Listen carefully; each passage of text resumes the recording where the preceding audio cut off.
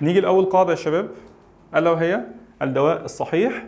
الدواء الصحيح لازم نراجع اسم الدواء بشكل جيد جدا، علشان بتكون فيه أدوية متشابهة مع بعضيها في السمع أو في الكتابة، فلازم أتأكد من اسم الدواء بشكل صحيح وبشكل جيد جدا وأعمل دبل تشيك. تاني حاجة ألا وهي المريض الصحيح، لازم برضو نتأكد من اسم المريض قبل ما أروح أدي الدواء، عن طريق أبص على الاي دي، الأسورة اللي المريض لابسها، لازم أتأكد إن اسمه اسم صحيح زي اللي موجود في الفايل واللي بناء عليه أنا حضرت الدواء.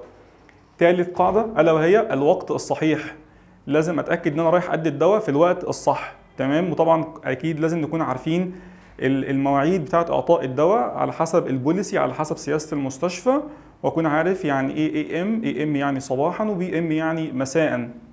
كمان الطريقة الصحيحة، الرايت روت، لازم أكون عارف إن أنا رايح أدي الدواء بالطريقة اللي الدكتور حددها. طبعا عارفين الطرق بتاعت إعطاء الدواء عن طريق الفم أو عن طريق الحقن. الحقن طبعا ليه 4 أنواع شهيرة، في أكتر من طريقة للحقن، ولكن 4 أنواع الشهيرة: IM اللي هو العضل، والIV اللي هو الوريد، والID اللي هو بيكون في الجلد وده اللي بعمل بيه اختبار الحساسية، والSC اللي هو السبكوتينوس ده اللي بيكون تحت الجلد وده أشهر حاجة ليه، ألا وهي حقن الأنسولين. القاعدة الخامسة ألا وهي الجرعة الصحيحة، الرايت دوز. الجرعة الصحيحة لازم أحضر الدواء بالجرعة اللي الدكتور وصى وأمر بإعطاء الدواء بيها، ولا أزود ولا أنقص، علشان ما يأثرش على حياة المريض أو يقلل من كفاءة هذا الدواء. القاعدة السادسة ألا وهي الملاحظة الصحيحة، الرايت أسسمنت. لازم قبل ما أدي الأدوية أكون قايس الفيتال ساينس، وكمان بعد ما أديها، خصوصا لو هدي أدوية ممكن ترفع مثلا من ضغط الدم أو ممكن تأثر على الهارت ريت، ضربات القلب، فلازم أكون عارف ضربات القلب أو ضغط الدم أو ريسبيريشن قبل الدواء كام، وأقيمها برضو بعد إعطاء الدواء، علشان أشوف لو في أي خلل حصل، يبقى أنا كده عرفت إن الدرج ده أو الدواء ده عمل رياكشن وبدأ يعمل سايد افكتس، آثار جانبية. القاعدة السابعة ألا وهي الشرح الصحيح للمريض وحق المريض في الشرح. لازم قبل ما اروح ادي الدواء اعرف المريض واوضح له انا هدي ايه. ما ينفعش ان انا كده ادخل على المريض مره واحده من غير ما اقول له السلام عليكم، ولا اعرفه بنفسي ولا ارحب بيه، وكمان ما ادي له الدواء من غير كده يعني اتكلم معاه ولا كلمه. طبعا ده ما ينفعش، لان انا بتعامل مع هيومن بينج، انا بتعامل مع انسان، بتعامل مع بشر. في حق للبشر ده الا وهو الدعم النفسي، السايكولوجيكال سبورت، عن طريق ان انا ارحب بيه واعرفه بنفسي واعرفه ان انا هعمل معاه ايه الاجراء اللي انا هعمله معاه، وهقول له انت مثلا هتاخد دواء علشان الدواء ده هيعمل لك كذا او هيحسن من المشكله اللي عندك. بالنسبه للقاعده الثامنه، حق المريض في الرفض. لو المريض رفض ياخد العلاج، انا هنا لازم اتعامل معاه تعامل جيد جدا، ولا ان انا اقول له خلاص براحتك واسيبه، ولا في نفس الوقت ان انا اجبره بشكل قوي جدا ان هو يعني غصب عنه ياخد الدرج.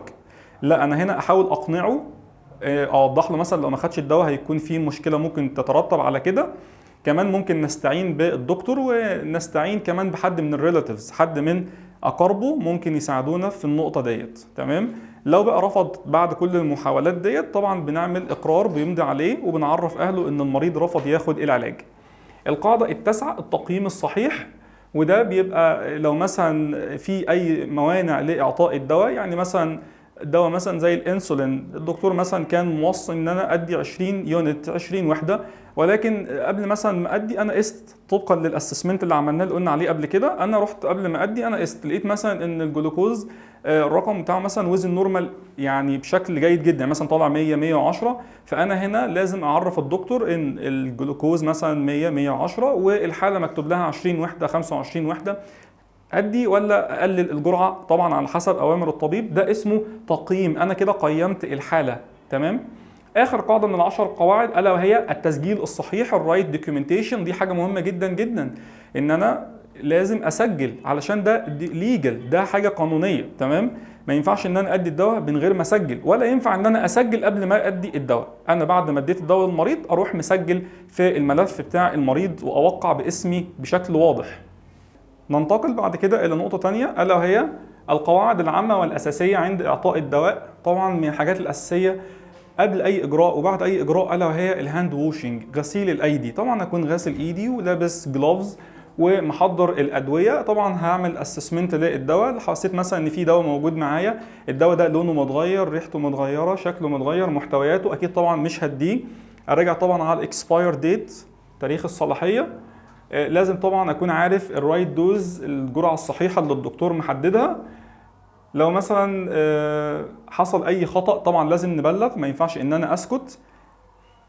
كمان لازم لو المريض عنده شكوى لازم اسمع للمريض علشان اعمل له السايكولوجيكال سبورت، الدعم النفسي. والدعم النفسي زي ما انتم عارفين بيعلي جدا جدا من المناعه، يعني كل ما المريض تكون مناعته قليله وياخد دعم نفسي جيد جدا، ده بالعكس الدعم النفسي يعلي ويحسن الاستجابه للدواء.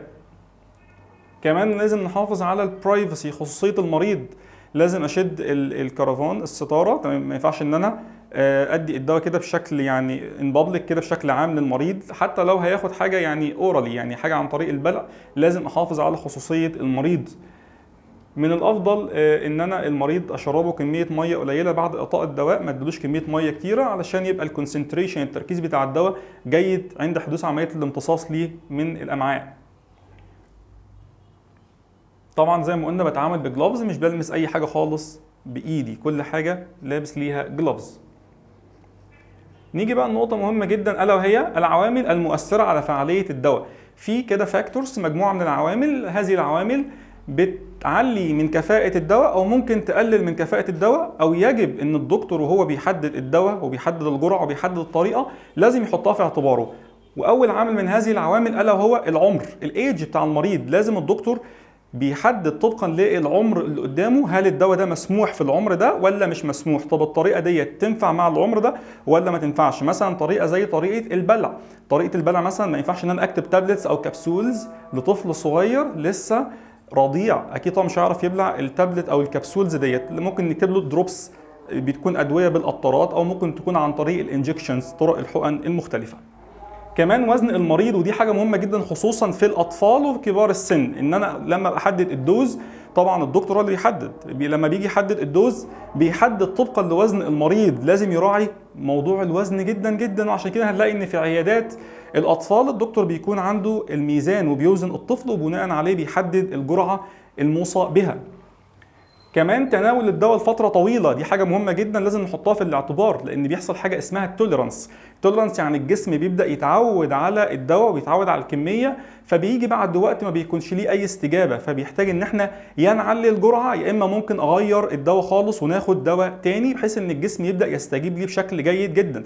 عشان كده الناس اللي عندها، المرضى اللي عندهم امراض مزمنه زي الضغط وزي السكر، بياخدوا ادويه، يعني بنلاقي ان كتير منهم بيكون ماشي على الدواء ده مثلا 3-4 سنين كده من غير ولا يحدث الجرعه ولا يحدث النوع ولا اصلا راح سال ولا قاس ولا. طبعا بيجي بعد كده يشتكي يقول لك انا الضغط رفع عليا رغم ان انا باخد الدواء.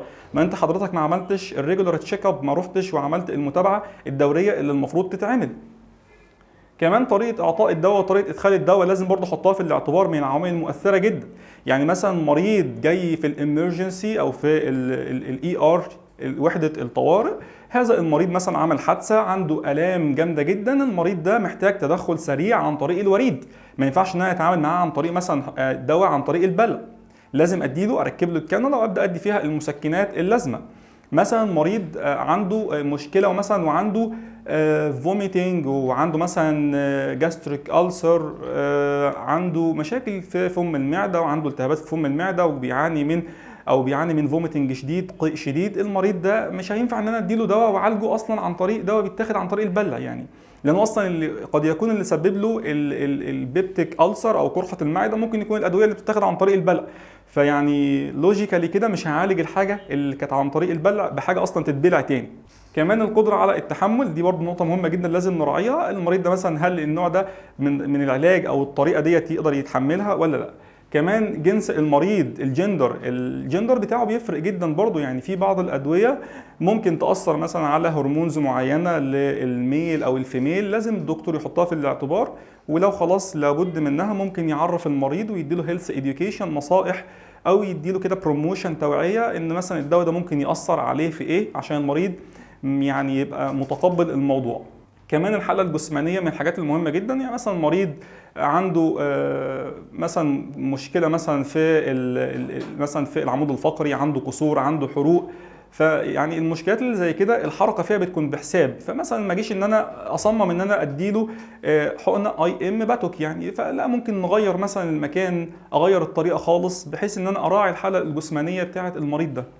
كمان التأثير الموضعي من الحاجات المهمة، ان في بعض الأدوية بيكون تأثيرها الموضعي أفضل، خصوصا الكورتيزونز، يعني لأن الكورتيزونز بيكون ليها سايد افكت، هي سيستماتيكا، لو اتعاطت عن طريق البلع أو اتعاطت عن طريق الحقن هي بيكون ليها يعني آثار جيدة، ولكن آثارها الجانبية أخطر بكتير وأكتر بكتير من آثارها الإيجابية، فيفضل استعمالها استعمال موضعي عن طريق مثلا السبريهات، عن طريق مثلا ان هي تتاخد كريمز، تمام، بتبقى تأثيرها جيد جدا. ننتقل لنقطة أخرى ألا وهي الطرق الشهيرة لإعطاء الدواء. من أمثلة هذه الطرق عن طريق الفم. عن طريق الفم طبعا أشهر طريقة مميزة ومفضلة لدى كثير من الأشخاص. تاني طريقة طرق الاختراق اللي هي الانجكشنز اللي هي الحقن، طبعا بالأربع أنواع الشهيرة، وفي أكتر من الأربع أنواع تاني، زي مثلا الحقن في السائل النخاعي والحقن في الكيس البريتوني، بالإضافة ل زي ما قلنا الأربع أنواع الشهيرة جدا ألا وهي العضل IM، الوريد IV، تحت الجلد SC، وفي الجلد نفسه اللي بعمل بيها اختبار الحساسية اللي هي ID intradermal. لو مثلا اتكلمنا عن أول طريقة ألا وهي طريقة إعطاء الدواء عن طريق الفم، أورالي، عن طريق الفم، طبعا من الطرق المميزة والطرق المفضلة. هذه الطريقة تشمل بقى الأقراص والكبسولات والسيروبس، أدوية الشرب.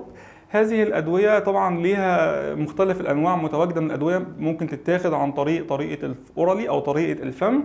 الطريقة ديت من ضمن مميزاتها طريقة طبعا سهلة، طريقة بسيطة، طريقة مفضلة، طريقة آمنة، طريقة فعالة. زي ما احنا عارفين طبعا أغلب الناس بيحب جدا الطريقة ديت علشان ما بيكونش فيها ألم ولا فيها حقن وما شابه ذلك، فهي طريقة مفضلة. ولكن ما ننساش إن هي أيضا ليها عيوب. ايه عيوب هذه الطريقة؟ هذه الطريقة ما ينفعش ان انا اديها لمريض عنده غيبوبة، ما ينفعش مريض في كوما واقول له يعني ازاي، يعني اكيد مش هينفع، اصلا هيبقى مجاج ريفلكس مش شغال عنده، فده ممكن يعمل له اسبيريشن والدواء يدخل جوه اللنج ويعمل له نيمونيا ويعمل له مشاكل كبيرة جدا جدا، وممكن يعمل له اسبيريشن اصلا يعمل له ابنية خالص، يوقف عضلات التنفس. كمان هذه الطريقة ما ينفعش ان انا اديها في حالات القيء الشديد، يعني مريض جاي عنده قيء شديد سيفير فوميتنج، انا ما اجيش اعالج القيء الشديد بحاجة تتاخد عن طريق البلع، لان هو اوريدي هتقيأها برضه، يبقى انا كده ما عملتش حاجة. كمان هذه الطريقة مش مفضلة في الاطفال وحديثي الولادة، لان بيكون فيها صعوبة شوية في البلع، فبالتالي الاطفال مش بيبقى عارفين يبلعوا كويس الدواء. كمان الطريقة ديت صعب ان انا اديها في حالات التهابات المعده وقرح المعده، لان اصلا من ضمن الاثار الجانبيه بتاعه الادويه اللي بتاخد عن طريق البلع الا وهي حدوث التهابات في جدار المعده وحدوث قرح المعده، فبالتالي انا ما ينفعش ان انا اعالج التهابات واعالج قرح المعده بادويه اصلا تتاخد عن طريق البلع مره ثانيه. كمان الطريقه ديت في مثلا بعض الافرازات بتاثر عليها زي الافرازات الكبديه، ممكن تاثر على مفعول بعض الادويه، فيفضل ان مثل هذه الادويه اللي الدكتور بيحددها تؤخذ عن طريق الحقن مثلا، وابعد خالص عن طريقة البلع. ننتقل لنقطة أخرى ألا وهي الآثار الجانبية لإعطاء العلاج. الآثار الجانبية السايد افكتس من المواضيع المهمة جدا اللي بتشغل بال كثير من المرضى ومقدمي الرعاية الصحية. تعالوا كده نشوف مع بعض إيه تعريف الأثر الجانبي. الأثر الجانبي أو المضاعفة الدوائية هي أحد المشاكل علاجية المنشأ، يعني المشكلة اللي مسببها العلاج نفسه. هذه المشكلة تأثيرها تأثير غير مقصود، دي حاجة يعني مش مقصود ان احنا سواء كان اللي ادى الدواء او الدكتور اللي كتب الدواء او الكيميائي او الصيدلي اللي صنع او صرف الدواء، مش قصده ان هو يحصل كده، ولكن هو قصده يفيد المريض، ولكن مع هذه الإفادة المادة الفعالة للدواء ليها أثر جانبي. هذا الأثر الجانبي اكيد طبعا لا يرتبط بعلاقه مباشره مع الاثر المقصود، يعني مش لازم عشان مثلا انا بادي دواء اعالج مثلا بيه الهارت لازم الاثر الجانبي يحصل في الهارت، لا ممكن يحصل في مكان تاني في الجسم، يعني مش لازم يحصل في نفس المكان اللي انا بدي الدواء عشانه. كمان الدواء ده طبعا بيبقى تاثير سلبي وبيسبب مشاكل للمريض. انواع الاثار الجانبيه، الاثار الجانبيه بتنقسم الى مجموعتين كبار جدا. المجموعه الاولى الا وهي اثار جانبيه عامه، والمجموعه الثانيه الاثار الجانبيه الخاصه. الاثار الجانبيه العامه من اسمها عامه، بتحدث مع مختلف انواع الادويه. هنلاقي ان اغلب الادويه لما المريض بياخدها خصوصا لفتره زمنيه طويله، هنلاقي ان المرضى بغض النظر عن اسم الدواء ايه، لان ده تاثير عام بيحصل مع مختلف انواع الادويه. هيكون في الغالب عطش، ممكن يكون في غثيان، ممكن يكون في دوار، بيكون في احساس بالنعاس، بيكون في الام في المعده، بيكون في صعوبه في التركيز وخمول عام وصداع وارق. دي اثار جانبيه عامه تحدث لمختلف انواع الادويه. نيجي بقى للمجموعه الثانيه الا وهي الاثار الجانبيه الخاصه. والاثار الجانبيه الخاصه هنبدا باول نقطه الا وهي المضاعفات الدوائية للعلاج الكيماوي. العلاج الكيماوي الكيموثيرابي اللي بياخده مرضى السرطان عشان يقلل من الخلايا السرطانية ويقلل من انتشارها. هذا العلاج الكيماوي ليه آثار جانبية خاصة مش بيعملها حد تاني إلا هو، عشان كده احنا سميناها آثار جانبية خاصة. هذه الآثار مثل إيه؟ مثل تساقط الشعر، مثل حدوث الإسهال، ممكن يحصل مع حاجات تانية، ولكن الشهير قوي تساقط الشعر وتقيح الفم والأمراض الجلدية. كمان الكيموثيرابي بيأثر على المناعة وبيقلل المناعة بتاعة المريض، وبيعمل لهم كمان مشاكل في الأعصاب، وده بيسبب لهم غثيان وقيء، وكمان بيأثر على الدم وممكن بيدخلهم في أنيميا. ننتقل لتاني مجموعة دوائية بتسبب آثار خاصة، ألا وهي المضادات الحيوية. المضادات الحيوية بتعمل 2 أثر جانبي خاصين بالمضاد الحيوي فقط، ألا وهما حدوث التهاب غشاء القولون، وده بيكون التهاب مش التهاب قولون فعلي، لا بنسميه الالتهاب الكاذب، يعني شبيه بالالتهاب الفعلي أو التهاب الكولايتس اللي بيحصل للمرضى اللي عندهم مشاكل في الأمعاء. تاني حاجة كمان بيعملها المضاد الحيوي ألا وهي مقاومة المضادات الحيوية، ودي نقطة يعني نوهنا عليها أكتر من مرة، ألا وهي موضوع الريزيستنس، المقاومة. وقلنا علشان ما يحصلش مقاومة في حاجتين لازم أخد بالي منهم قوي. أول نقطة إن الدكتور هو اللي يحدد لي المضاد الحيوي، ما اخدوش من نفسي أبدا. مهما أكون تعبان ما ينفعش إن أنا أروح للصيدلي أقول له أنا تعبان عايز مضاد حيوي، طبعا ده بيديني حقنة طبعا وخلاص وامشي وببقى كويس وبفرح ومبسوط، ولكن أنت ما تعرفش ايه اللي حصل في جسمك. انت كده جسمك بيكون مقاومه والبكتيريا بتبدا تتعرف على المضاد الحيوي ده، فبيصبح ان هو بعد فتره غير فعال. لما تيجي تاخده في وقت انت فعلا محتاج فيه المضاد الحيوي بتلاقي ان تاثيره مش ظاهر خالص. يبقى اول حاجه الدكتور هو اللي يكتب لي المضاد الحيوي. تاني حاجه الدكتور اللي كتبه لي يجب اكمال الجرعه حتى نهايه الجرعه زي ما الدكتور قال، حتى مع التحسن مع اول او تاني مثلا كبسوله او تاني حقنه. يعني لو اتحسنت بدري والدكتور مثلا قايل لي اخد مثلا 10 مثلا حقن على 5 ايام كل 12 ساعه، لو اتحسنت مثلا مع تاني جرعه تالت جرعه لازم اكمل الجرعه للاخر علشان اضمن ان انا قتلت واتمكنت من قتل كل انواع البكتيريا اللي موجوده في الجسم وما يحصلش المقاومه. كمان من الاثار الجانبيه الخاصه الا وهي المضاعفات التسمميه، ودي بتحصل مع اي دواء لو اتاخد بجرعه زياده عن المعدل المسموح بيه، وده اللي بسميه الاوفر دوزنج، يعني جرعه زياده بشكل كبير جدا تدخل في تسمم. كمان التشوهات الخلقيه دي برضو من الاثار الخاصه، لان هي بتحصل لفئه معينه في فتره معينه، الا وهي النساء في فتره الحمل او في فتره الرضاعه للطفل الرضيع لو اخذت ادويه خصوصا مثلا مسكنات، او كمان لو كانت الام مدمنه فده بيأثر على الجنين لو في حاله الحمل، وبينتقل ايضا مع لبن الرضاعه للرضيع وممكن يدخل في تشوهات وعيوب خلقيه. كمان المسرطنات هي اثار جانبيه بتخص مجموعتين دوائيتين، يعني زي الكيموثيرابي. حد يقول الكيموثيرابي يدخل في سرطان، الكيموثيرابي من ضمن اثاره الجانبيه بيدخل في كانسر بس في اماكن تانية. كمان برضو الراديوثيرابي العلاج الاشعاعي او الاشعاع عموما بيعمل برضو خلايا سرطانيه وبؤر سرطانيه مع التعرض المستمر اليه. ننتقل الى اخر نقطه في الاثار الجانبيه الخاصه الا وهي الادمان. الادمان بيحصل برضو مع ادويه معينه زي طبعا المنومات والمخدرات ومسكنات الالم من النوع الاوبيويد اللي هو النوع الافيوني اللي هي المجموعه الثالثه في المسكنات. الثلاث مجموعات دولت لازم اخدهم بحذر، اخدهم لفترات زمنيه محدده، وكمان الدكتور هو اللي يكون قايل لي عليهم، ما اخدهمش من نفسي ولا كمان حتى اوقف العلاج من نفسي، لان بيدخلوا في خطر الادكشن او الادمان. نقولهم تاني: المنومات والمواد المخدره ومسكنات الالم. ننتقل الى نقطه اخرى الا وهي الادويه التي تقي من الاصابه بالامراض او ما يسمى بالمصل واللقاح. المصل واللقاح عايزين نشوف ايه الفرق ما بينهم وايه الاثار الجانبيه اللي ممكن المريض او الشخص اللي الطعم ممكن يعاني منها. الفرق بين المصل واللقاح: يوجد اكيد طبعا فرق بين المصل واللقاح. المقصود باللقاح هو اعطاء الشخص السليم تطعيم لكي يقيه من الاصابه بالامراض. يعني هو الشخص ده رايح يطعم علشان هو ما عندوش المرض، هو عايز ياخد مناعه ويكتسب مناعه. هذه المناعة بيكتسبها من خلال تطعيمه أو ما يسمى باللقاح. اللقاح بيبقى عبارة عن إيه؟ اللقاح بيبقى عبارة عن مادة كيميائية، هذه المادة الكيميائية بتتكون من يا إما البكتيريا اللي بتسبب المرض في صورة حية ولكن حية ضعيفة، أو في صورة ميتة. طيب هم بيحضروها ازاي؟ ده خاص بشغل الكيميائيين والصيادله، بيحضروها بطرق معينه، ان هو مثلا بيجيب البكتيريا وبيحولها الى صوره ضعيفه جدا او في صوره ميته. هذه الصوره او تلك الاثنين بيبقوا بيتعرضوا على شكل دواء. الدواء ده بيبدا ان الجسم يقاومه كانه بالظبط المرض، ولكن بيبقى في صوره بسيطه، فالجسم يبدا يكون مناعه ضده. تمام؟ ده كده بالنسبه للقاح. اللقاح مثلا من ضمن اللقاحات الشهيره التطعيمات الدوريه اللي بتتعاطي للطفل اثناء اول يوم واثناء الشهر الثاني والرابع والسادس والتاسع ومع سنه ومع سنه ونص، او تطعيمات شلل الاطفال اللي كل فتره الوزاره بتعملها. دي التطعيمات او اللقاحات الشهيره. اخرهم طبعا واجدادهم الا وهو تطعيم لقاحات كوفيد 19، لقاحات كورونا.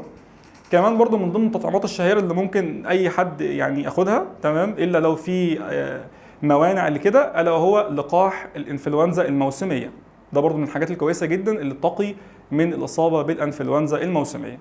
ده كده بالنسبه للقاح. اما المصل، فالمقصود بالمصل هو اكساب الجسم مناعه مباشره. لان انا هنا كده الجسم هنا بيبقى في حاله اعياء. ليه؟ لان المصل هو اعطاء دواء لكي يساعد الجسم على التخلص من مشكله كبيره جدا، مثل مصل الثعبان، لدغات الثعبان، لدغات العقرب، عقر الكلاب. مثل هذه المشكلات بتبقى مشكلات كبيره جدا، لان بيبقى مع هذه اللدغات وهذه العقارات، العقر اللي بيسببه الكلاب بيبقى مع اللعاب بتاعه بيكون فيه بكتيريا، خصوصا لو الاسنان بتاعته تمكنت من ان هي تخترق الجلد وتخترق الاوعيه الدمويه، فبيكون اللعاب بتاعه بيكون فيه الميكروب او بيكون فيه المواد السامه. هذه المواد السامه بتعمل حاله خطيره جدا، بتبقى يعني بتعمل ما يسمى او ممكن تدخل ما يسمى سيبتك شوك، صدمه تسمميه. فانا هنا الجسم مش قادر اصلا ان هو حتى مناعته تشتغل، يعني المناعه الطبيعيه بتاعت الجسم والوايت بلاد سيلز ما عندهاش القدره خالص على ان هي تتاقلم وتتعامل مع مثل هذه المشكله الكبيره والضخمه. فهنا بالتالي الشخص ده والمريض ده محتاج تدخل سريع جدا، ما يعديش 6 ساعات. علشان كده لازم المصل اخره 6 ساعات يا جماعه. لو اتاخرنا عن 6 ساعات خلاص المصل ولا هينفع ولا هيضر. فلازم يتعطي مع اول 6 ساعات من الاصابه. تمام؟ يبقى المصل هو اكساب الجسم مناعه مباشره ومساعده الجسم على التخلص من هذه البكتيريا اللي انتقلت مع اللدغات وعقر الكلاب وما شابه ذلك. علشان كده احنا ممكن نسمي ان اللقاح ممكن اسميه تحصين نشط. ليه؟ لان الجسم هنا بيبدا هو اللي يكون المناعه وبيكون المقاومه، عكس المصل. فالمصل هنا بسميه التحصين الخامل، لان الجسم هنا بيكتسب هو المناعه بشكل مباشر عن طريق تطعيم المصل. الآثار الجانبية اللي ممكن بتكون موجودة خصوصا مع اللقاحات، بيبقى موجود عندي دوخة، ممكن يكون فيه تعب، حمى، نقص شهية، تورم، وصداع مؤقت. هذه الآثار الجانبية اللي هي شهيرة جدا مع تطعيمات اللقاحات. ممكن الموضوع يدخل فيه آثار جانبية خطرة زي الصرع والتشنجات والحساسية المميتة. مثل طبعا هذه الآثار محتاجة تدخل طبي مباشر والتوجه إلى أقرب مستشفى. نيجي بقى النقطة الثانية خالص يا شباب، وبرضه من النقاط المهمة جدا، ألا وهي الأنسولين والأدوية التي تحتوي على الهرمونات. الهرمونات اللي الجسم بتفرزها الغدد بيجي أحيانا أو أوقات أو لأسباب معينة بيحصل خلل في إفراز هذه الهرمونات. من أمثلة هذه الهرمونات اللي بيحصل فيها خلل وبتسبب مشكلة طبية شائعة وكبيرة جدا، ألا وهو هرمون الأنسولين، اللي لما بيقل أو بيحصل فيه خلل في إفرازه بيدخل في مرض داء السكري أو ما يسمى بالدايبيتس ميليتس. طبعا من مرض السكر، يعني مرض السكر من الامراض الشهيره جدا. عندي نوعين للسكر، عندي تايب 1 وعندي تايب 2، اللي هو ما يسمى بسكر الاطفال وما يسمى بتايب 2 او سكر الكبار. تايب 1 سكر الاطفال بيحدث لاي فتره زمنيه معاك لحد سن تقريبا 18 ل 20 سنه. ده السن الشائع لحدوث تايب 1 من اول الولاده لحد 18 20 سنه. السن ده بيبقى هنا فيه مشكله اصلا في افراز الانسولين، او بيبقى افراز الانسولين قل جدا جدا جدا. طبعا الانسولين هو اللي بيقلل الجلوكوز اللي موجود في دمنا، فبالتالي لما الانسولين هيقل الجلوكوز هيعلى فيعمل مرض السكر. نيجي بقى لتايب 2. تايب 2 ده اللي هو سكر الكبار، في الغالب بيحصل بعد سن ال40 سنه. ممكن يكون ليه اسباب وراثيه، بيبقى برضه من اسبابه الشائعه جدا الا وهي الاسترس، الضغوطات او الضغط النفسي اللي بيتعرض ليه الاشخاص بعد خلاص ما عدى فتره كبيره من حياته حوالي 40 50 سنه، بيبدا يظهر عليه ارتفاع في معدل السكر. تايب 1 علاجه يعني ملوش تاني الا هو انسولين. خلاص انسولين بيبقى خلاص يعني فتره زمنيه طويله ممكن تستمر مدى الحياه من اول ما تم الاكتشاف حتى خلاص ممكن الوفاه.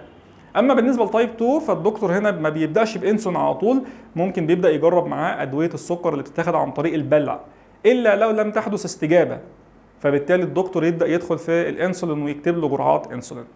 عندي الانسولين ليه 5 انواع، في الانسولين الفوري، في الانسولين سريع المفعول، في معتدل المفعول، في طويل المفعول، وفي الانسولين المخلوط. الانسولين المخلوط من الانواع الجيده جدا، لان هذا النوع بيديلي سرعه تاثير مع مده طويله للتاثير. بيبقى مخلوط نوعين، مخلوط النوع اللي هو الفوري، ومخلوط النوع اللي هو ممتد المفعول. عندي برضو من الامثله اللي هي طويل المفعول او ممتد المفعول الا وهو اللانتوس، الم اللانتوس. لو جينا برضو لأدوية هرمونية، طبعا تاني أشهر حاجة ألا وهو الكورتيزون. الكورتيزون زي ما احنا عارفين هذا الهرمون بتفرزه الغدتان القذريتان اللي هم موجودين فوق الكلى. هذا الهرمون ليه فوائد كبيرة جدا. الهرمون الكورتيزون من الحاجات المهمة جدا جدا في جسمنا، ولكن رغم انه بيعمل آثار جانبية، آثار إيجابية، ولكن ما غفلش خالص عن آثاره الجانبية الضخمة والخطيرة جدا. نبدأ الأول بالآثار الإيجابية أو الفوائد. هنلاقي إن الكورتيزون ليه تأثير جيد جدا على الالتهابات، كمان بيعالج حالات الحساسية بشكل ممتاز بكل أنواعها، كمان بيعالج الأمراض الجلدية، كمان ليه تأثير إيجابي جدا على علاج المفاصل وعلى العظام،